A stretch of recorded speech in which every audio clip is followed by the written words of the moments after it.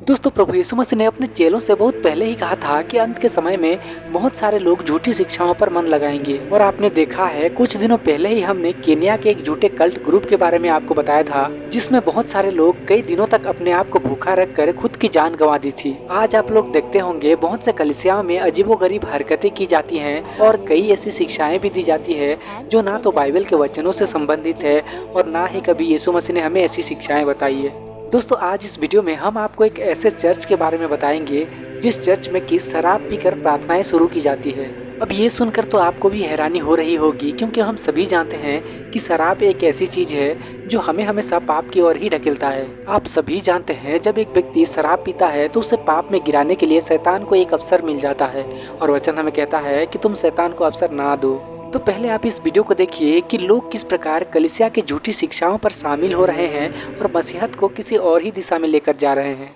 Bless our sacrament, that is our liquor. Bless our sacrament, that is our beer. Bless everybody that is inside this church now and forevermore. The word of God is here.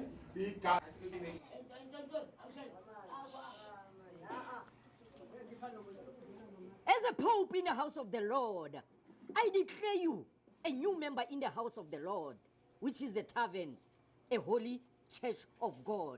You will not be banned, hallelujah, and you will receive all the rejected people from different churches of apartheid. In the name of our Lord Jesus Christ, the fellowship of the Holy Spirit, the power and the glory forever and evermore. Amen. You are welcomed in Khabula Church.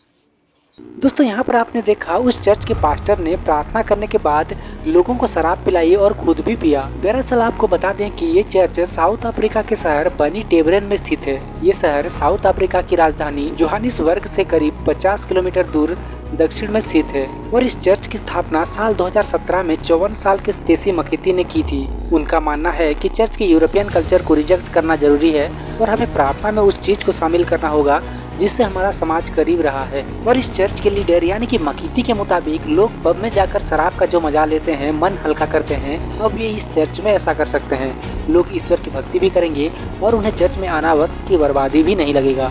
देखिए, अगर साफ शब्दों में कहें तो कहीं न कहीं ये व्यक्ति शराब का इस्तेमाल करके लोगों को अपनी चर्च की ओर आकर्षित करना चाहते हैं, अपना मिनिस्ट्री बढ़ाना चाहते हैं। शैतान इन्हें किस कदर इस्तेमाल कर रहा है शायद इन्हें भी नहीं पता। एक तरफ ये व्यक्ति इस प्रकार की शिक्षाएं चर्च में घुसाकर मसीहत की बदनामी तो कर रहे हैं, साथ ही साथ लोगों को मसीहत की ओर नहीं बल्कि किसी और ही दिशा पर लेकर जा रहे हैं। और देखिए, लोग भी इस प्रकार की गलत शिक्षाओं में आकर ऐसे चर्चों में शामिल हो रहे हैं।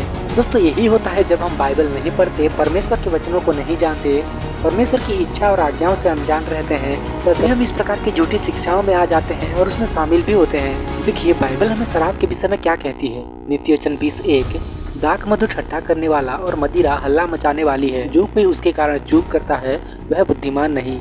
फिर इफिसियों 5:18 में इस प्रकार लिखा है, दाखरस से मतवाले न हो, क्योंकि इससे भ्रष्टाचार पैदा होती है, परंतु पवित्र आत्मा से भर जाओ। दोस्तों, आप सब जानते हैं कि शराब हमारे शरीर के कई अंगों को नुकसान पहुंचाती है, साथ ही शराब से इंसान की मौत भी हो सकती है। लेकिन परमेश्वर का वचन कहता है कि हमारा शरीर पवित्र आत्मा का मंदिर है। फिर हम इस प्रकार की चीजों का सेवन करके हमारे शरीर को नष्ट कैसे कर सकते हैं, जबकि हम जानते हैं कि हमारे इस शरीर पर अब हमारा अधिकार नहीं, क्योंकि प्रभु यीशु मसीह ने अपने लहू के द्वारा हम सबको खरीद लिया है। देखिए, आज के समय इस प्रकार की झूठी कलीसिया सिर्फ विदेशों में ही नहीं बल्कि हमारे इंडिया में भी हमें देखने को मिलती है, जहाँ पर कि पास्टर्स अपने मन मुताबिक अपनी इच्छा अनुसार कुछ शिक्षाएं लागू करते हैं और उन शिक्षाओं को लोगों को बताते हैं, उन्हें फॉलो करना भी कहते हैं। तो इस प्रकार की झूठी कलीसियाओं से, झूठी शिक्षाओं से हम कैसे बचें? देखिए, हम आपको पहले ही कुछ वीडियोस के द्वारा बताते आ रहे हैं कि हम चाहे किसी भी प्रोफेट्स, पापा या पास्टर को सुनते हों, उन पर हमें आंख मूंद कर विश्वास नहीं करना है, वरन उन सभी के ऊपर हमें बाइबल को रखना है। क्योंकि आप सभी जानते हैं कि शैतान हमें किसी के द्वारा भी गलत शिक्षाओं में लेकर जा सकता है, हमें भरमा सकता है। देखिए, हम मनुष्य गलत हो सकते हैं, किसी को गलत शिक्षा दे सकते हैं, परंतु परमेश्वर का वचन बाइबल और पवित्र आत्मा कभी गलत नहीं हो सकता। इसलिए मेरे प्रियो, हम चाहे जिस किसी पास्टर या प्रोफेट को क्यों न सुनते हो, उन सभी को हमें परमेश्वर के वचनों के द्वारा परखना है, जिससे कि हम भरमाए नहीं जाएं। पहला यूहन्ना 4:1 कहता है, हे प्रियो, हर एक आत्मा की प्रतीति न करो, वरन आत्माओं को परखो कि वह परमेश्वर की ओर से है कि नहीं, क्योंकि बहुत से झूठे भविष्यवक्ता जगत में निकल खड़े हुए हैं। आमीन।